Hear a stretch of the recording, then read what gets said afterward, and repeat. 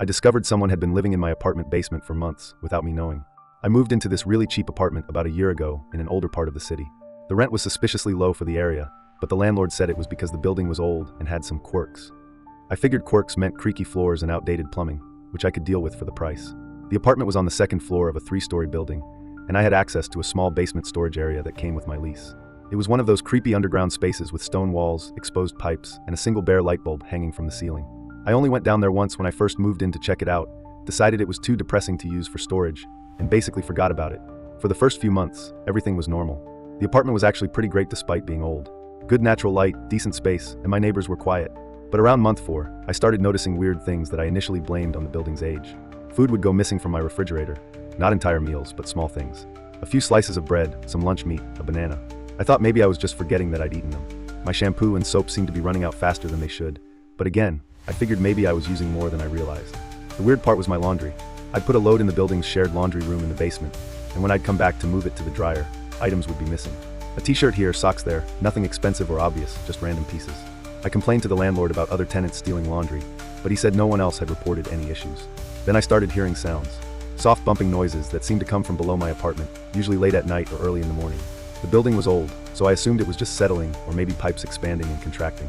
But the sounds had a rhythm to them that seemed almost like footsteps. My upstairs neighbor mentioned that she sometimes heard movement coming from my apartment at odd hours, like 3 or 4 in the morning. She asked if I was an insomniac or worked night shifts. I told her I was usually fast asleep by 11 p.m. and had no idea what she was hearing.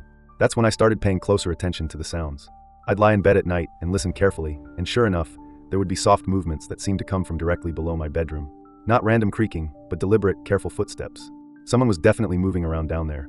I assumed it was my downstairs neighbor, but when I casually asked him about it, he said he worked early shifts and was always asleep by 9 p.m.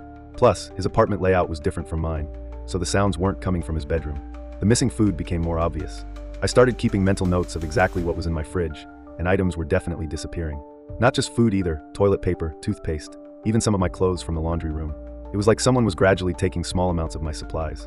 I decided to test my theory. I bought some groceries and made a detailed list of everything I put in my fridge, including quantities.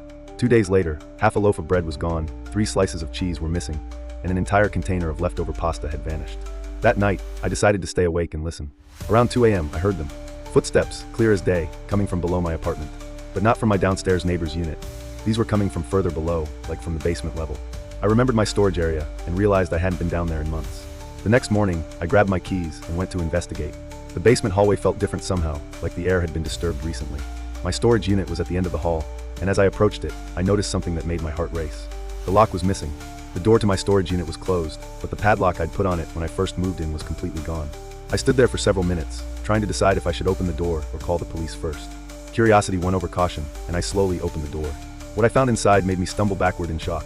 My empty storage unit had been turned into a makeshift living space. There was a mattress on the floor, blankets, a small camping lantern, and piles of what I recognized as my missing clothes and food containers. Someone had been living in my basement storage unit for months, surviving off of food stolen from my apartment and wearing my clothes. The space was surprisingly organized, like whoever was staying there had been trying to keep it tidy and livable. But the most disturbing part was what I found next to the makeshift bed. A notebook filled with detailed observations about my daily routine. What time I left for work, when I came home, what I watched on TV in the evenings, what I cooked for dinner. This person had been studying my life, learning my schedule, timing their movements to avoid detection. The notebook included sketches of my apartment layout, noting which floorboards creaked and which areas were visible from windows.